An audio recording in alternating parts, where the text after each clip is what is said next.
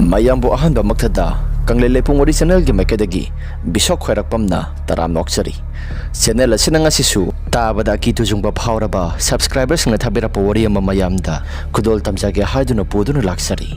wari asi lithok charapa matamda soikiba langkiba kaya yarabosu mayamna nusibiduna ngakpiu haiduna hajari aduga amana channel asibu mapung phanba matamda sarugya biboina adomadom na like amadi subscribe share to biro mahaduna jari subscribe to matamda bell icon su on to biro mathangi wari thaglapa matamda adomadom gi phone da phangna bagi damakta adu de wari se hongna ba tokjaraki tawdo sing asidagi na matam khara gi mamangda sengba thokki ba wari ama khani ai gi me vikas kawi matam adu da khoi gi imung ase du ki matik yamna pharakta ba haiba doiki ai khoi gi dada matam kuina sauna na piangang amata thiramde tasena hairabada khoi gi dada si sarkar gi thabak amadi tawi sarkar gi thabak tawdringai matamda nupi thiro se duki matik yamna haibani maduda dada su nupi asi thirage haidana imada su phagi adumak tawrami maduda imana su nongma amadi asoba nangbu nupi du thiraga sarkar gi thabak amasu tawrabani nangbu nunga yai phana lehupado ima khoina yamna pami maduda dada na su nairaki ima thabak pudi tawre haibabu nupi thina bu hona ba matamda tasengna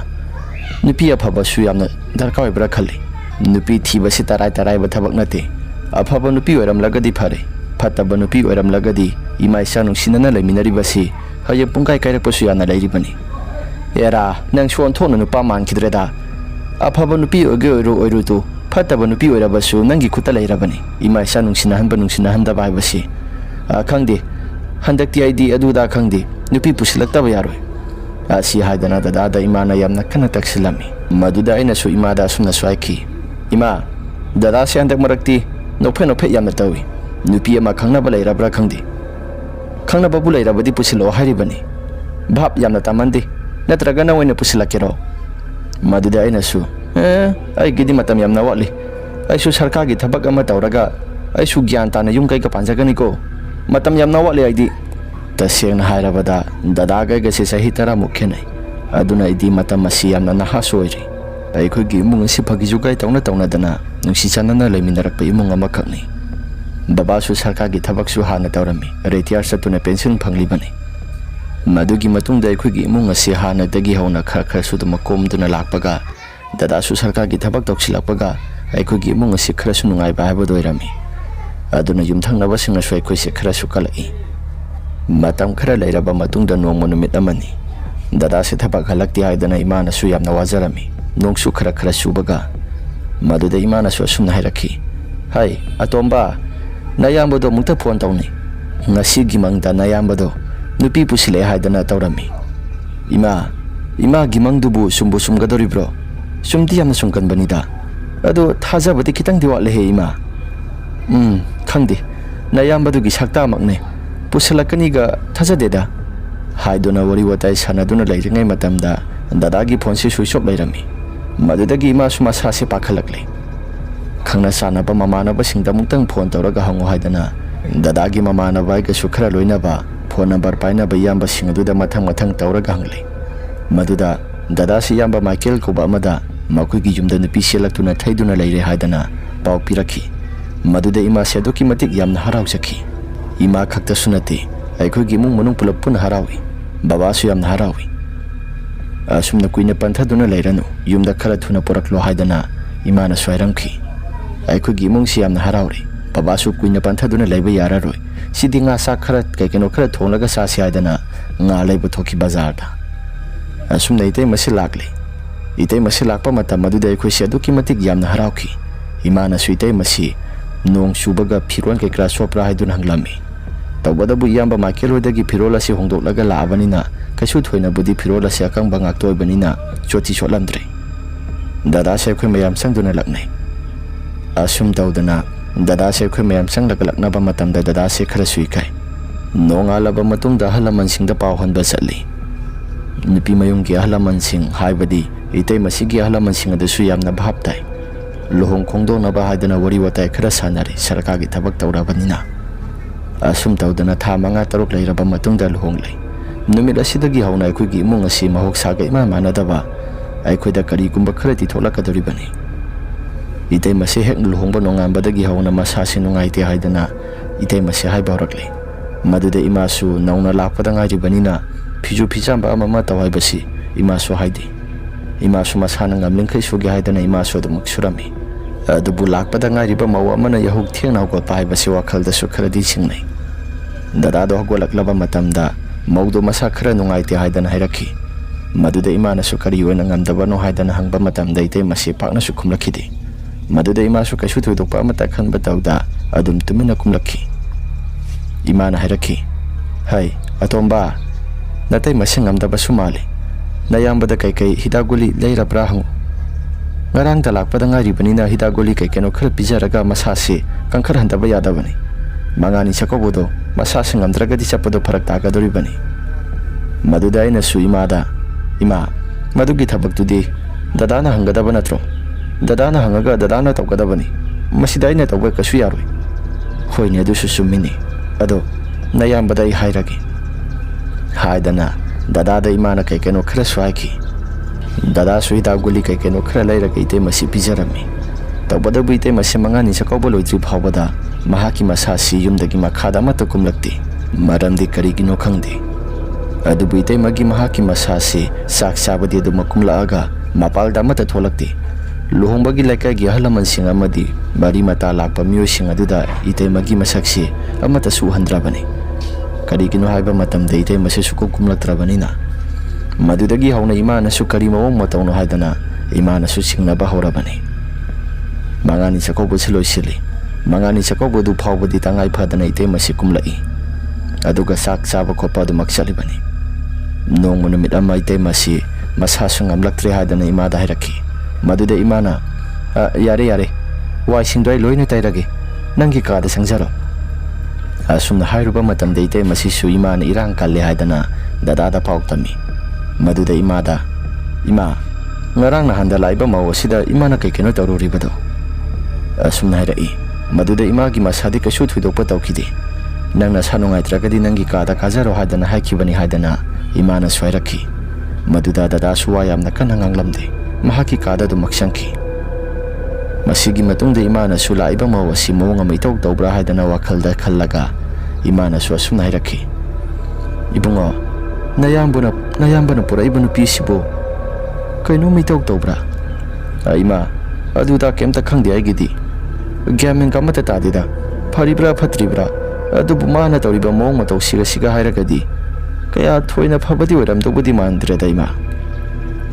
ꯑꯗꯨꯅ ꯑꯩꯅ ꯈꯜꯂꯤꯕꯁꯤ ꯑꯁꯨꯛ ꯀꯨꯏꯕ ꯃꯇꯝ ꯑꯁꯤ ꯌꯦꯡꯉꯨ ꯊꯥꯈꯥꯏꯃꯨꯛ ꯐꯥꯖꯤꯜꯂꯛꯑꯕꯅꯤ ꯂꯨꯍꯣꯡꯕ ꯊꯥꯈꯥꯏꯃꯨꯛ ꯐꯥꯈꯤꯕꯁꯤꯗ ꯃꯈꯥꯗ ꯀꯨꯝꯂꯛꯑꯒ ꯊꯕꯛ ꯏꯪꯈꯥꯡ ꯃꯧ ꯑꯃ ꯑꯣꯏꯕꯒꯤ ꯃꯅꯦꯝ ꯃꯀꯨ ꯊꯕꯛ ꯏꯪꯈꯥꯡ ꯆꯠꯂꯝꯗꯥꯏ ꯈꯣꯠꯂꯝꯗꯥꯏꯗ ꯀꯔꯤ ꯑꯋꯥꯠ ꯑꯄꯥ ꯂꯩꯒꯦ ꯍꯥꯏꯗꯅ ꯍꯪꯕꯒ ꯑꯃꯠꯇ ꯍꯦꯛ ꯇꯧꯗꯦ ꯅꯌꯥꯝꯕꯅ ꯄꯨꯔꯛꯏꯕ ꯅꯨꯄꯤꯁꯤꯕꯨ ꯅꯍꯥ ꯑꯃ ꯁꯣꯏꯕ ꯅꯨꯄꯤꯒ ꯑꯣꯏꯔꯤꯖꯥꯔꯣ ꯋꯥꯈꯜꯂꯣꯟ ꯑꯁꯦ ꯀꯩꯅꯣꯝ ꯏꯇꯧ ꯇꯧꯕ ꯃꯥꯜꯂꯤꯗ ꯏꯃꯥ ꯈꯪꯗꯦ ꯌꯥꯔꯦ ꯃꯊꯥꯗꯨꯗ ꯍꯦꯟꯅ ꯊꯣꯏꯗꯣꯛꯅ ꯁꯥꯔꯨꯔꯅꯨ ꯌꯥꯔꯦ ꯍꯥꯏꯗꯅ ꯑꯩꯈꯣꯏꯁꯤ ꯏꯃꯥꯒ ꯑꯩꯒ ꯋꯥꯔꯤ ꯋꯥꯇꯥꯏ ꯈꯔ ꯁꯥꯟꯅꯩ ꯑꯗꯨꯕꯨ ꯋꯥꯔꯤ ꯋꯥꯇꯥꯏ ꯈꯔ ꯁꯥꯟꯅꯕꯒꯤ ꯋꯥꯅꯤ ꯃꯁꯤꯗꯒꯤ ꯍꯦꯟꯅ ꯃꯇꯝ ꯑꯁꯦ ꯈꯔ ꯍꯧꯖꯤꯜꯂꯛꯄꯒꯤ ꯃꯇꯨꯡ ꯏꯟꯅ ꯑꯩꯈꯣꯏꯒꯤ ꯏꯃꯨꯡ ꯃꯅꯨꯡ ꯑꯁꯤ ꯍꯦꯟꯅ ꯅꯨꯡꯉꯥꯏꯇꯕ ꯊꯧꯗꯣꯛ ꯀꯌꯥ ꯃꯔꯨꯝ ꯑꯃ ꯊꯣꯛꯄ ꯍꯧꯔꯛꯂꯤ ꯏꯇꯩꯃꯁꯤꯁꯨ ꯃꯍꯥꯛꯀꯤ ꯀꯥꯗ ꯂꯣꯟꯅ ꯑꯆꯥꯄꯣꯠ ꯑꯁꯤ ꯄꯨꯁꯤꯟꯗꯅ ꯆꯥꯕꯒꯨꯝꯕ ꯑꯗꯨꯒ ꯊꯕꯛ ꯆꯠꯄ ꯃꯇꯝꯗ ꯏꯃꯥꯗ ꯍꯥꯏꯔꯝꯗꯕꯤ ꯆꯠꯄꯒꯨꯝꯕ ꯑꯗꯨꯒ ꯌꯦꯡꯕꯗꯁꯨ ꯌꯥꯝꯅ ꯅꯨꯡꯉꯥꯏꯇꯕ ꯊꯧꯗꯣꯛ kaya marom ama imaga mahakasi unaba yadabida masupay paydana itemasi yamna kanna saubugumna suaina khar uba horai madudai su imada kaigumba matatamde nong manumit amani imasi mahaki masasi saksaba toklaga makoksi e haidana phamungda sangkhibani madudai itemasi saksaba toklaga phamungda sangkhre haidana itemasi irang tauba horakpani madugi numidang aduda imaga su yamna kana khatnai imaga itemaga khanaba matam maduda imasi su yamna matha yamna sarami imana hairakhi isa nupa nupi thiro haidana aina hairuribasidi aksu yamna natai chadaba nupi asibu matau karamna aigi isa nupa sina purakliba jano sarkagi thabak tawre haidana aphangba ama hekta pharaga lairage haidana namlai hekta leisilaba jala masigi matungda itemaga imaga sinungti khudingi khanaba yamna toina horakle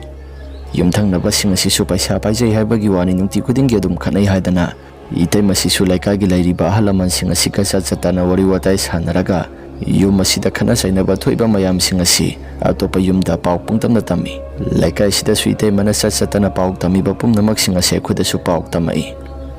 itai mana yamna nungai tribasi luhongpa numitagi hauraga imana mahaki masasi ka manungdagi handorakti haidana imana khara hakibado dadana pau tamlaba male madugi matungdagi itai masisu masangamna sungamna sukongkum lakhidrabani sak saba khakta kumaktuna mahaki kaada dum lairabani dada suwa ngangba amatangam lamde asum tawdana no monumit amadi yamna kana khanaduna itai maga imaga si khuthana ba phawbada yaurami itai madina hani adubu imadi ahlo silabanina khuthanbaga amate hekngamdi numitumadi dadana su itai masi yamna kana phuki ahlamanda khuthai haidana masigi matungdagi itai masi suma sangamdre ngamdre haidana yamna kana tawrami asum tawdana matam khara haukraba matungda aikogi babana su nupi thikibadagi sa nupa ahla sisu wangangba matangamdre haidana babana yamna kan haki nong monumit amadi khangkhangaudana itai masi masado ngamdre haidana hospital da pukhaki hospital dagi hek halapa matamda dada si walan amatangangdi babana su mawusi kari oina ngamdabanu haidana hanglami maduda dadana sumai rakhi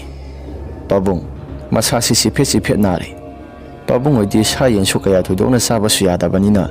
aikoi tongana sarage sayen khara pijaw haire doctor na sayen singa se khara pijaraga mahaki masase kanba yabara yenglage adugi wafam adu hek hairapa matamda baba su masasi nungaite tongan do saro hadana babana su hainingda du makhaikre masigi matungda makhoi su kada pukhatana hauba se duki matik yamna sai ima su yamna kapi asumna nong monumit amani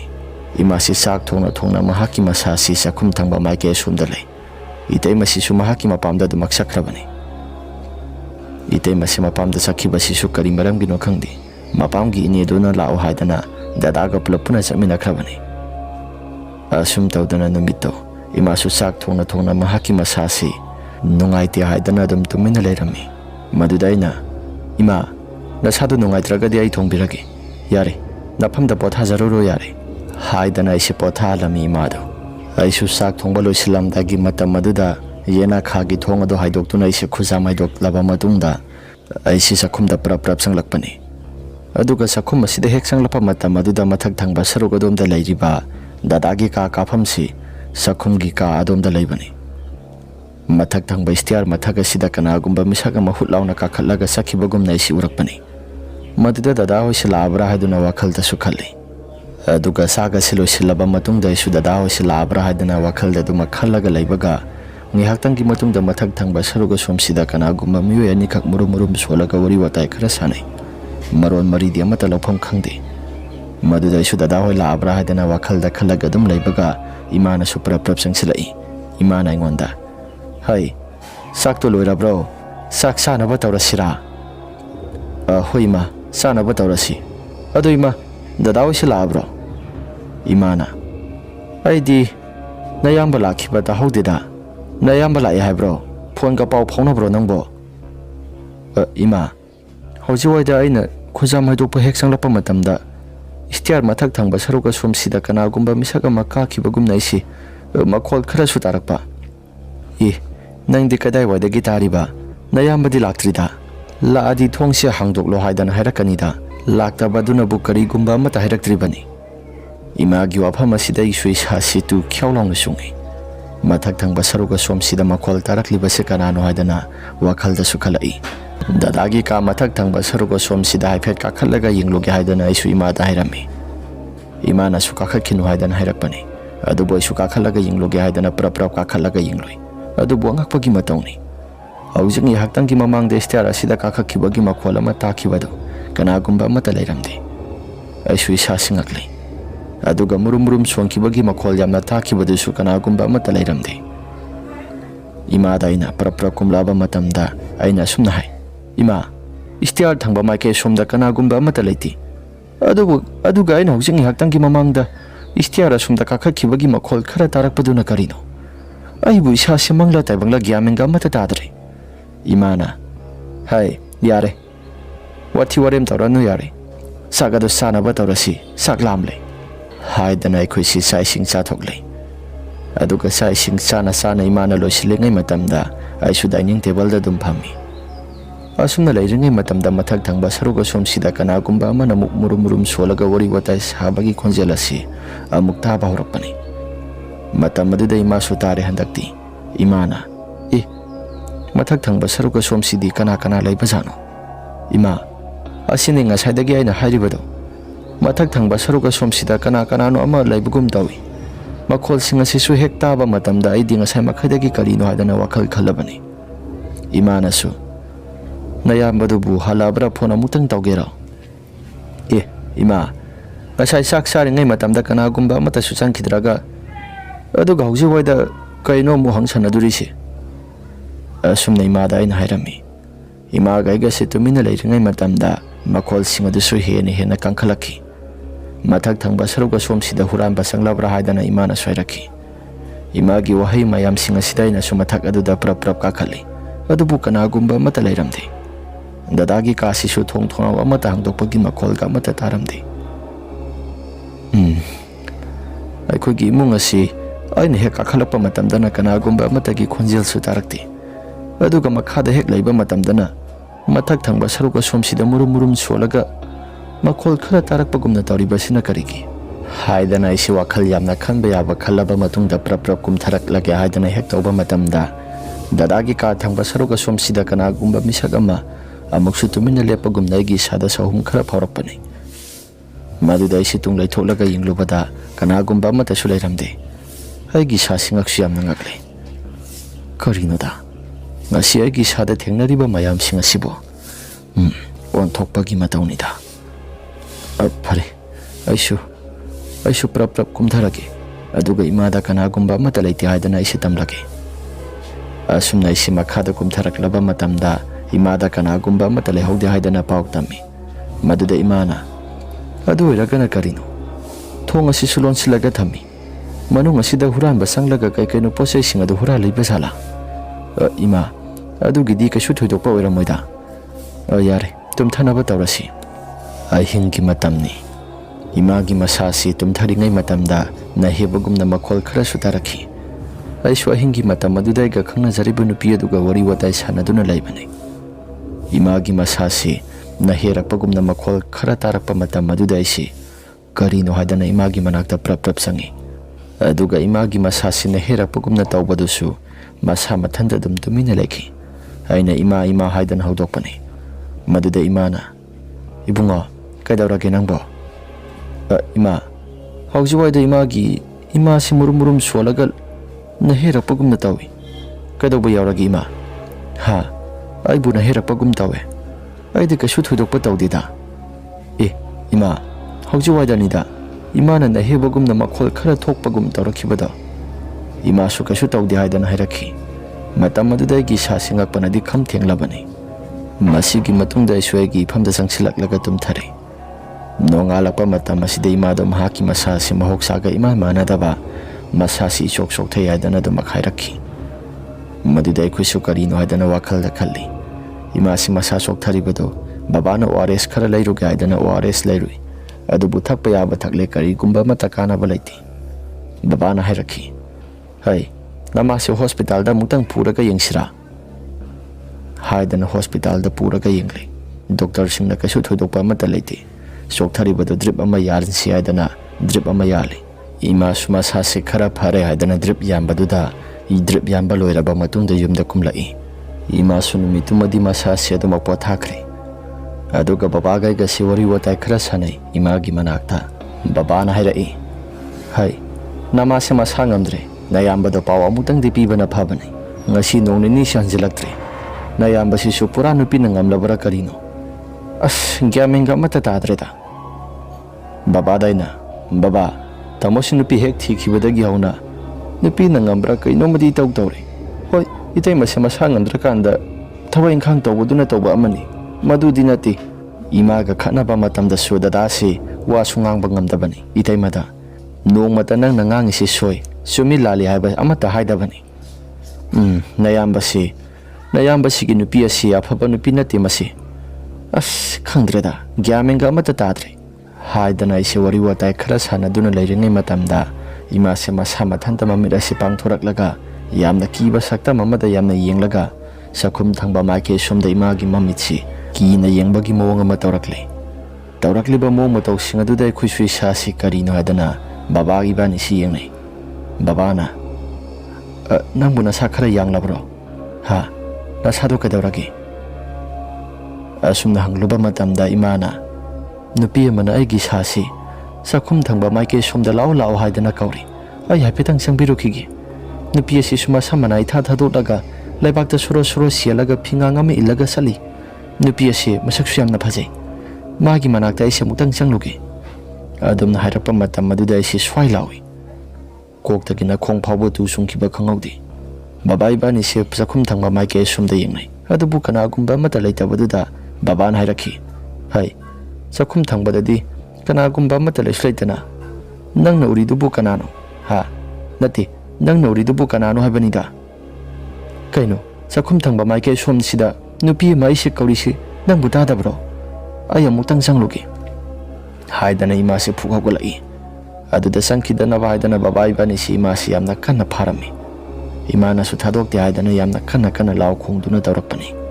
matau sida baba ibani si haifam tawfam samata khangdre asumna ngihaktangi matungde ima se aikhoi ani sanglaka pharaba matam aduda ima si tumina lekre imana aisaki ai nupi asigi manakta aisaki nupi asigi manakta aisaki haidana ima si yamna kanna lawrakpani adubu imana lawjabagi wani aikhoina karigumba mata thadokidre ngaihaktangi matungde ima gi masasi adum phop taba makhai adumak tum thakre ima tum thakiba matam aduda baba na hairakhi ibunga namase koki doctor amada muktang yengthoksira aidi namana handak tora iba mo matau singasi ipada pakhali baba imana tora iba mo matau singasi koki doctor tanaraga phagadaba du mandeda aidi asum khanba matamda posem gumba sanglam gadra natraga mamisida lagi tingi kai gumba khara urabra masana sontha basida posem jadu di kanana tora kadori bano tawningai amata leiteda haidana baba ibani si chawthoktuna dumak lairami haibadi henjina wakhala se khanjiludi wakhal chawthoklubagi mahai nai khoi se awaba mathang tarakadoribani nongalaba matungda dada oi se lakle ima masangamdi taba matamda dada di haipet sangami adubu ite madi sangakti ima sumasa se gyamen ita tada taram malang amadalai masigi tawriba mo matau singa sida ima da ina ima nangbu nasase kadawrage ha nasase kadawrage asumna hanglubada imadi karigumba mata sopa khompirakide imagi mo matau singa sida isemita gi pi takiba khangawdi ahingi matamda su ima sima sasi nare puk ase sare haidana duma khairai hospital dai khoi sodamak tatana pukhali adubu doctor singna kasu thudokpa mata tawdi haidana doctor singna duma khairakpani ai khoi su tawriba mo matau singa se karino khalaga wakhalga mata thoktrabani nong manumit amani ima sima pal thoki haidana washroom tana sangkhibani aduga washroom asida hek thokiba matam maduda sungchang changlakti haidana aikhoisi latrin lairiba maike sunda salaga yingruba matamda ima ki masase kana gumba amaga wari watai sanaba gumdana washroom manung asida taraklami maduda ina thong asi hangdo haidana imada yamna kana thong asi thilaga kaurami adumna hek hairuba matamda ima si yamna sauna manungda gi mi amaga wari watai sanari wari watai ngihaktang sanaba sida yamna kana yelakanu haidana imana swailaklami madugi matam maduda ina kainoda imaga manung asida kanaga wari watai sanariba ima se thong se muta hangdo se ima asumna kawi maduda ima su yamna phingna tholaga ngasaidagi nangna saga kawi se karigino haraga ima si basamana ifa pharaga mana silok thoklaga kaidoragi haidan hanglai maduda imagi matawduda isi wangang phomga mata khangdi adum tumina leirami ima su changslawaidana isi khudang samlaga prap sanglai asum tawdana isi ima si mahaki manakta isi aduma potharami ahingda ima na asum he potharingi matam aduda yana kha pareng thakba saruk adomda leiriba posai mayam singado kana gumba mana loksin sanabagumna makhol khara sudarakhi masi khakta sunate washroom gi thong asi su kana gumba mana haido haijin sanabagumna ge ga laubagi khonjela se dumak taraklami ꯑꯩꯈꯣꯏꯒꯤ ꯏꯃꯨꯡ ꯑꯁꯤ ꯃꯍꯧꯁꯥꯒ ꯃꯥꯟꯅꯗꯕ ꯈꯣꯟꯖꯦꯜ ꯃꯌꯥꯝ ꯑꯃ ꯇꯥꯔꯛꯏꯗ꯫ ꯑꯁ ꯑꯣꯟꯊꯣꯛꯄꯅꯤꯗ ꯍꯥꯏꯗꯅ ꯑꯩꯁꯤ ꯂꯩꯔꯝꯃꯤ꯫ ꯕꯕꯥꯁꯨ ꯃꯍꯥꯛꯀꯤ ꯀꯥꯗ ꯑꯗꯨꯃꯛ ꯁꯨ ꯀꯥꯝꯗꯨꯅ ꯄꯣꯊꯥꯔꯤ꯫ ꯅꯣꯡꯉꯥꯜꯂꯒ ꯊꯕꯛ ꯑꯃ ꯆꯠꯀꯗꯕ ꯂꯩ ꯍꯥꯏꯗꯅ ꯑꯩꯁꯨ ꯏꯃꯥꯒꯤ ꯃꯅꯥꯛꯇ ꯑꯩꯁꯦ ꯑꯗꯨꯃꯛ ꯇꯨꯝꯕꯅꯤ, ꯃꯈꯥꯗ ꯊꯥꯔꯒ꯫ ꯑꯍꯤꯡꯒꯤ ꯃꯇꯝꯅ ꯑꯣꯏꯁꯤꯜꯂꯛꯄꯒ ꯑꯩꯁꯤ ꯏꯁꯥꯁꯤ ꯉꯥꯏꯍꯥꯛꯇꯪꯗꯨ ꯇꯨꯝꯊꯔꯒꯦ ꯍꯥꯏꯗꯅ ꯑꯩꯁꯤ ꯇꯨꯝꯊꯔꯛꯄ ꯎꯏꯔꯨꯝ ꯁꯥꯔꯨꯝ ꯎꯏꯕ ꯍꯧꯔꯛꯂꯕ ꯃꯇꯝꯗꯅꯤ ꯏꯃꯥꯒꯤ ꯐꯃꯨꯡ ꯑꯁꯤꯗꯒꯤ ꯀꯅꯥꯒꯨꯝꯕ ꯃꯤꯁꯛ ꯑꯃ ꯐꯜ ꯂꯥꯎꯅ ꯆꯣꯡꯊꯔꯛꯂꯒ ꯃꯈꯥꯁꯤꯗ ꯃꯈꯣꯡ ꯑꯁꯤ ꯊꯥꯔꯒ, ꯍꯥꯏꯕꯗꯤ ꯃꯈꯥꯗ ꯈꯣꯡ ꯑꯁꯤ ꯈꯣꯡꯗꯥꯔꯒ ꯀꯅꯥꯒꯨꯝꯕ ꯑꯃ ꯗꯨꯡ ꯗꯨꯡ ꯂꯥꯎꯅ ꯆꯦꯟꯕꯒꯤ ꯃꯈꯣꯜ ꯑꯃ ꯑꯁꯤ ꯇꯥꯔꯛꯄꯅꯤ꯫ ꯎꯏꯔꯨꯝ ꯁꯥꯔꯨꯝ ꯈꯔ ꯎꯏꯊꯔꯛꯄ ꯍꯧꯔꯛꯄ ꯃꯇꯝ ꯑꯗꯨꯗ ꯑꯗꯨꯒꯤ ꯃꯈꯣꯜ ꯑꯗꯨ ꯍꯦꯛ ꯇꯥꯔꯛꯄꯒ ꯑꯩꯒꯤ ꯏꯁꯥꯁꯤ ꯃꯤꯀꯞ ꯈꯪꯊꯣꯛꯊꯣꯔꯛꯂꯤ꯫ ꯑꯗꯨꯒ ꯀꯅꯥꯅꯣ ꯍꯥꯏꯗꯅ ꯑꯩꯁꯤ ꯌꯦꯡꯂꯨꯕ ꯃꯇꯝꯗ ꯏꯃꯥ ꯃꯍꯥꯛꯀꯤ ꯃꯁꯥꯁꯤ ꯃꯐꯤ ꯑꯃꯠꯇ ꯊꯣꯡꯗ ꯌꯥꯝꯅ ꯀꯟꯅ ꯃꯁꯝ ꯃꯅꯥ ꯏꯐꯥ ꯐꯥꯔꯒ ꯀꯣꯏꯆꯦꯟ ꯆꯦꯜꯂꯒ ꯂꯩꯔꯝꯃꯤ꯫ ꯃꯗꯨꯒꯤ ꯇꯧꯔꯛꯏꯕ ꯃꯑꯣꯡ ꯃꯇꯧꯁꯤꯡ ꯑꯗꯨꯗ ꯑꯩꯁꯦ ꯕꯕꯥꯗꯣ ꯌꯥꯝꯅ ꯀꯟꯅ ꯀꯧꯔꯤ꯫ ꯕꯕꯥꯁꯨ ꯆꯪꯂꯛꯏ꯫ ꯕꯕꯥ ꯏꯕꯥꯅꯤ ꯇꯧꯔꯒ ꯏꯃꯥꯁꯦ ꯐꯥꯔꯦ꯫ ꯑꯁꯨꯝꯅ ꯏꯃꯥꯁꯦ ꯃꯁꯥ ꯃꯊꯟꯇ ꯖꯒꯣꯏ ꯁꯥꯔꯤꯕꯅꯤ ꯍꯥꯏꯗꯅ ꯃꯁꯥꯒꯤ ꯃꯈꯨꯠ ꯑꯁꯦ ꯄꯨꯡꯊꯦꯛꯇ ꯊꯦꯛꯂꯒ ꯁꯥꯕꯒꯤ ꯃꯑꯣꯡ ꯑꯣꯏꯅ ꯇꯧꯔꯛꯂꯤ꯫ ꯗꯗꯥꯁꯨ ꯃꯊꯛꯇ ꯇꯨꯝꯂꯤꯕꯅꯤ꯫ ꯑꯗꯨꯕꯨ ꯗꯗꯥꯗ ꯀꯔꯤꯒꯨꯝꯕ ꯑꯃꯠꯇ ꯍꯥꯏꯗ꯭ꯔꯦ ꯑꯩꯈꯣꯏꯁꯤ꯫ ꯅꯣꯡꯉꯥꯜꯂꯛꯂꯕ ꯃꯇꯝꯗ ꯉꯔꯥꯡ ꯇꯧꯈꯤꯕ ꯄꯨꯝꯅꯃꯛꯁꯤꯡ ꯑꯗꯨ ꯗꯗꯥꯗ ꯂꯣꯏꯅ ꯇꯝꯂꯤ꯫ ꯗꯗꯥꯁꯨ ꯋꯥ ꯀꯩꯁꯨ ꯊꯣꯏꯗꯣꯛꯄ ꯑꯃꯠꯇ ꯉꯥꯡꯗꯦ꯫ ꯑꯗꯨꯒ ꯗꯗꯥꯒꯤ ꯊꯕꯛ ꯑꯗꯨ ꯆꯠꯐꯝ ꯊꯣꯛꯄ ꯑꯗꯨꯃꯛ ꯆꯠꯈ꯭ꯔꯕ ꯃꯇꯝꯗ ꯏꯃꯥꯒꯤ ꯃꯁꯥꯁꯤ ꯅꯨꯡꯉꯥꯏꯇꯦ ꯍꯥꯏꯗꯅ ꯑꯗꯨꯃꯛ ꯍꯥꯏꯔꯛꯄꯅꯤ꯫ ꯑꯁꯨꯝ ꯇꯧꯗꯅ ꯅꯣꯡ ꯅꯤꯅꯤ ꯂꯩꯔꯝꯂꯕ ꯃꯇꯨꯡꯗ ꯏꯇꯩꯃꯒ ꯗꯗꯥꯒꯁꯤ ꯃꯄꯥꯝꯒꯤ ꯃꯤꯑꯣꯏ ꯑꯃ ꯅꯥꯏ ꯍꯥꯏꯗꯅ ꯗꯗꯥꯒ ꯏꯇꯩꯃꯒꯁꯦ ꯑꯗꯨꯃꯛ ꯆꯠꯈꯤ꯫ ꯃꯁꯤꯒꯤ ꯃꯅꯨꯡ ꯑꯁꯤꯗ ꯑꯩꯈꯣꯏꯁꯨ ꯆꯥꯛ ꯆꯥꯐꯝ ꯊꯣꯛꯄ ꯆꯥꯔꯒ ꯑꯍꯤꯡ ꯑꯁꯤ ꯑꯗꯨꯃꯛ ꯄꯣꯊꯥꯕꯅꯤ꯫ ꯑꯍꯤꯡ ꯑꯁꯤꯗ ꯀꯩ ꯃꯈꯣꯜ ꯈꯔ ꯇꯥꯔꯛꯀꯗꯕꯅꯣ ꯈꯟꯕꯗ ꯏꯁꯥꯁꯦ ꯃꯊꯥ ꯑꯗꯨꯛꯀꯤ ꯃꯇꯤꯛ ꯌꯥꯝꯅ ꯁꯥꯏ꯫ ꯅꯨꯃꯤꯠꯇꯣ ꯅꯣꯡꯁꯨ ꯈꯔ ꯆꯨꯏ꯫ ꯏꯃꯥꯁꯦ ꯃꯁꯥ ꯅꯦꯅꯥ ꯇꯥꯅ ꯄꯣꯊꯥꯔꯤꯉꯩ ꯃꯇꯝꯗꯅꯤ ꯑꯩꯁꯨ ꯏꯃꯥꯒꯤ ꯈꯨꯌꯥ ꯊꯪꯕ ꯁꯔꯨꯛꯇ ꯑꯗꯨꯃꯛ ꯇꯨꯃꯤꯟꯅ ꯂꯩꯕꯅꯤ꯫ ꯑꯁꯨꯝꯅ ꯂꯩꯔꯤꯉꯩ ꯃꯇꯝ ꯑꯁꯤꯗ ꯏꯃꯥꯒꯤ ꯃꯁꯥꯒꯤ ꯃꯈꯨꯠ ꯑꯁꯤ ꯃꯊꯛ ꯊꯪꯕ ꯁꯔꯨꯛ ꯑꯗꯣꯝꯗ ꯆꯞ ꯇꯤꯡꯈꯠꯂꯛꯂꯤ꯫ ꯑꯗꯨꯒ ꯖꯒꯣꯏ ꯁꯥꯔꯤꯕꯅꯤ ꯍꯥꯏꯗꯅ ꯃꯃꯤꯠ ꯑꯁꯤ ꯎꯏꯁꯤꯜꯂꯒ ꯖꯒꯣꯏ ꯁꯥꯕ ꯍꯧꯔꯛꯄꯅꯤ꯫ ꯇꯧꯔꯛꯏꯕ ꯃꯑꯣꯡ ꯃꯇꯧꯁꯤꯡ ꯑꯁꯤꯗ ꯑꯩꯒꯤ ꯏꯁꯥꯁꯦ ꯈꯪꯂꯦ꯫ ꯕꯕꯥꯗ ꯑꯩꯅ ꯀꯧꯁꯤꯜꯂꯤ꯫ ꯕꯕꯥꯗ ꯏꯃꯥꯅ ꯇꯧꯔꯛꯏꯕ ꯃꯑꯣꯡ ꯃꯇꯧꯁꯤꯡ ꯑꯗꯨ ꯂꯣꯏꯅ ꯎꯍꯜꯂꯤ꯫ ꯕꯕꯥꯅ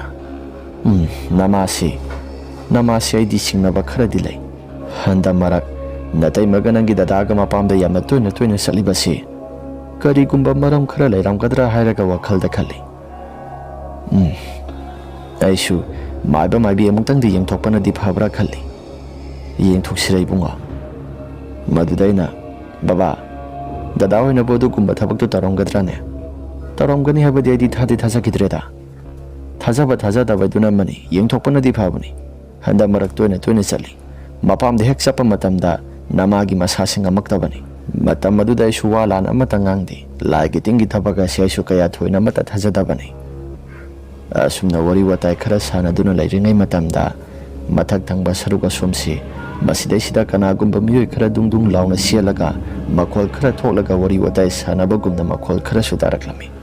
ꯃꯗꯨꯒꯤ ꯃꯇꯝ ꯑꯗꯨꯗ ꯕꯕꯥ ꯏꯕꯥꯅꯤꯁꯦ ꯄ꯭ꯔꯞ ꯀꯥꯈꯠꯂꯛꯂꯒ ꯌꯦꯡꯕꯅꯤ꯫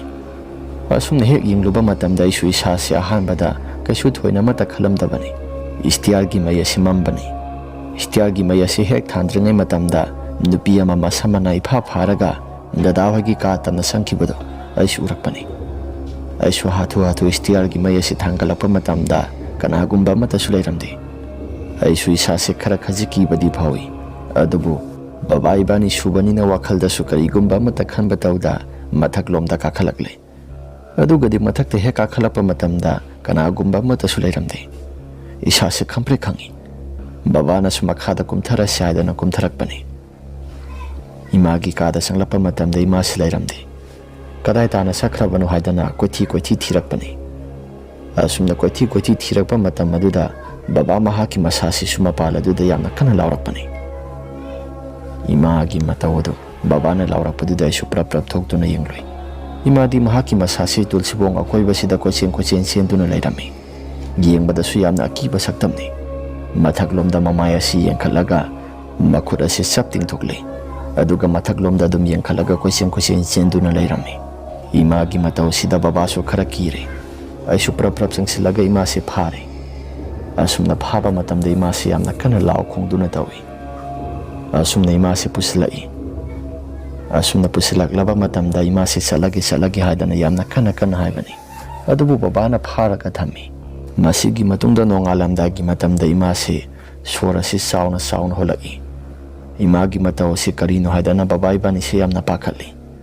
Hospital da pukhasin amasi masangam daba male haidana ay kuyani si hospital da pukhat na batawrami. Babae ba ni sanglaga. Maduda imana sumasasi mamida si kurok olaga yung lamlaga mamitagi mapita na ikuda muna yung lai. Waso matangang batoktre. Hospital da pukali.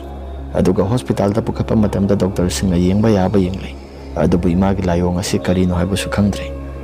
Oxygen ki level si kara sunem tarak i haidana imasi oxygen hablaga ICU da thami.